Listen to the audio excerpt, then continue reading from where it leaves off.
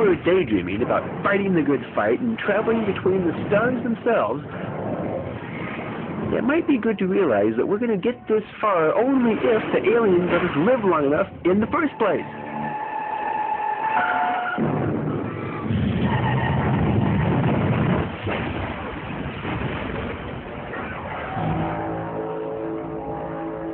And what is the standing order for humans from your imperious leader? Extermination. By now, we've seen enough invasions to know what to expect. Disintegration beams, heat rays, and generic bright flashing lasers. Compared with the weapons that we would have to defend ourselves with, in such an invasion we might be worried that we wouldn't have much of a chance. But if you think about it, it's not going to be as bad as all that. If the aliens know anything about proper physics, it's going to be a whole lot worse. Any alien smart enough to even get here will of course know what Hollywood does not. It's a huge waste of your invasion if your weapon can only kill one person at a time. You want real extermination? We already know that you don't need the empty flash of fictitious weapons. All you need is the simple physics of kinetic energy. But where does kinetic energy get its power from? You don't need a war machine. All you need is potential. Potential energy might be the simplest physics concept, especially in its most elementary form, mass times gravity times height. And the key word here is gravity. Free gravity. Gravity is everywhere, generated by anything at all in the universe that has mass. To a science fiction extreme, it's dangerous in the form of black holes that have so much of it that nothing we know can escape, and anything that gets too close is crushed. But it can't be too dangerous because we have it right here on Earth. Gravity is measured by how fast it pulls down. Here on Earth, anything that's pushed, falls, or simply dropped has an acceleration of 9.8 meters per second, pulling down. That is free energy, increasing energy. Gravity pulls down second after second, which means your speed is going up each and every second, and you've never needed a spaceship to see that.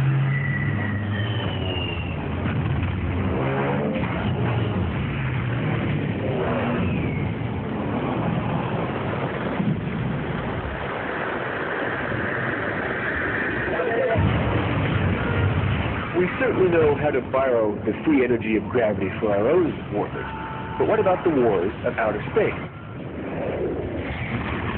If you have a spaceship, why bother leaving it? Just stay in orbit and blast the planet from above. After all, by pulling down, gravity's on your side, certainly speeding up the entire invasion process. 30% of the planetary crust destroyed on opening bomb. But even then, we're still stuck with the same derivative weapons. How do you conquer the most planets in the least time? You need time, Picard of the Enterprise. We will save you time. We will eradicate the human infestation. What is the ultimate weapon of mass destruction? Disintegration?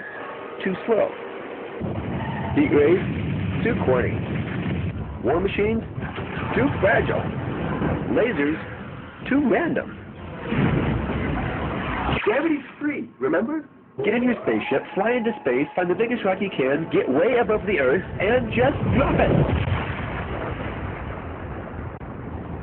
Remember, gravity is a continuous pull, increasing your speed towards the planet second after second, a fact intimately obvious to any alien above the planet with a mind for extermination. Now, they'll have their laser energy, their plasma energy, but what they're really going to notice is how many physics equations have nothing more complicated than simple mass.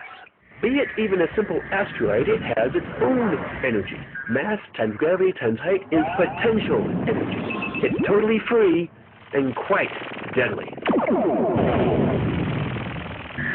Why would something so simplistically banal be superior to the $14 billion killer death ray? Well, for one thing, it's certainly cheaper. But what, if anything, could stop it? Think about it in terms of the laws of motion. Suppose a big rock is coming right at us. What are we going to do? Blast it? The conservation of mass. Instead of one asteroid, now you have 5,000. And they're still coming. And then there's Newton. A moving object stays moving. And it doesn't matter if it's in one piece or 500. It's still coming. So go ahead, blast that asteroid. All you're going to do is give it more targets.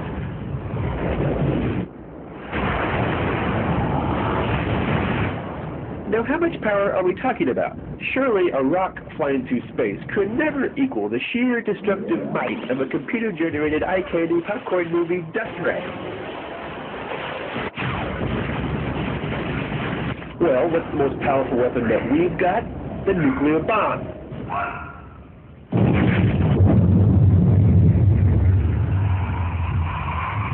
The formula for the nuclear bomb isn't all that complicated. It's just E is equal to mc squared. That's mass times the speed of light squared.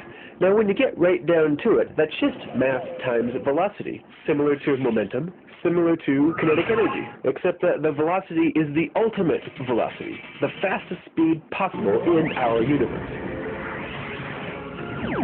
Now no one will ever be able to push a rock as fast as that, but they don't have to. Gravity is accelerating it each and every second. And even if our velocity is always thousands of times smaller, the rock can be as big as we want. Millions of times bigger. Same difference.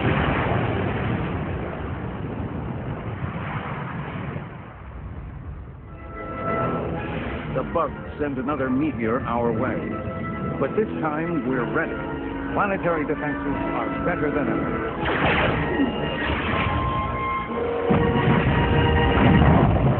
Now, gravity isn't meant to be scary. Used safely in a delicate balance, it keeps our starships in orbit and ourselves comfy on the planet. It's just prudent to realize what would happen if an enemy decided that they did not want to fight fair. They may not offer you a target. They can obliterate you from orbit. You will die, never having seen the faces of your killers. And here we have Hollywood to thank, yet again, for filling our heads full of scientific illiteracy.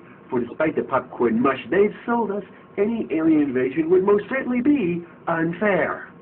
Physics is without emotion, without compassion, without bias. If it has any care at all about warfare, it says that the person who invents the unfair physics first wins. But we can play that game too. What is it you want us to do? Even if our Hollywood fairy tale of a heroic humanity in a victorious battle against implacable evil really is so much Hollywood flim-flam, when it comes to aliens, we still know exactly who we're dealing with. We always know what they're up to, and we always know what to do about it.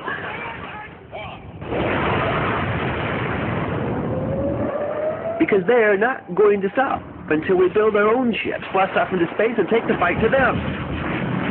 There we'll have our own unfair physics that we will have built with our own two hands. That we can do. And will.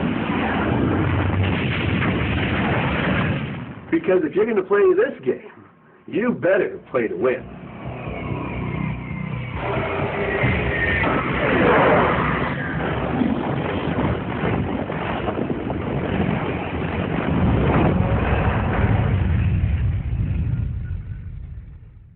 But gravity, lasers. Ah!